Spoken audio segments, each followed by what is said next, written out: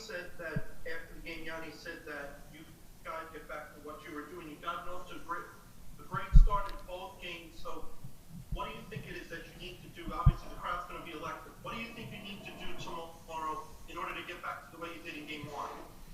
Well, we did a lot of the the same things that we did in game one. We did that in the first 20 minutes of game two. The second period got away from us last night. They got the momentum, and by momentum, I mean more specifically than that. They started with the puck an awful lot last night in the second period, and you look at the momentum and the shift in momentum that builds, whether it's off of turnovers, off of playing defense tired and then just getting line changes at tough times. They started with the puck fresh more than we did in the second period, and that really stalled our momentum in the second and throughout most of that period.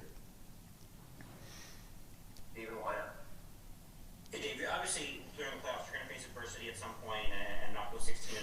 But you guys have many Stanley Cup winners from various years. I'm wondering, how does that help to have guys who have been on those long runs when you face adversity at moments? Yeah, it helps in the, not only last night. I mean, you're going to be disappointed with the outcome last night. But where that veteran leadership comes in is flipping that page real quick this morning and just knowing the job at hand. You want to win a hockey game. When you're 2-2, 10 minutes to go, you want to push through the finish line on that, regardless of how you've gotten there during that game. So, that disappointment's natural, and it's okay. But the veteran leadership comes in this morning when we wake up, grab breakfast here, get on the plane, and get ready for Game 3.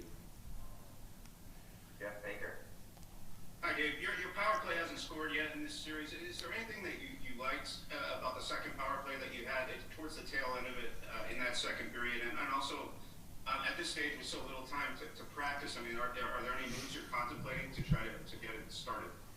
Well, I mean, you saw us get a puck to the net at the end of that second one, right? And that's the key. We've gotten in the zone, we've gotten set up enough, but we're too much on the perimeter, too much on the outside. We got to find, we probably got to shoot a few more pucks, get inside, find some of those seconds, and then all of a sudden, good things happen.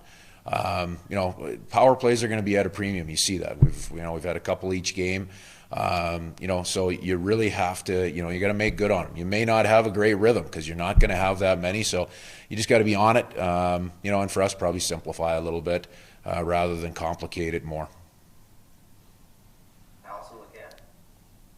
Good morning, Dave. To your point about Colorado starting with the puck more last game, was there anything new or any new wrinkles you noticed in the Avs transition play last night? No, not really. They transitioned. I mean, you look at the Nikushkin goal. We're changing. We're tired. They beat us on a line change. It's not really about the transition.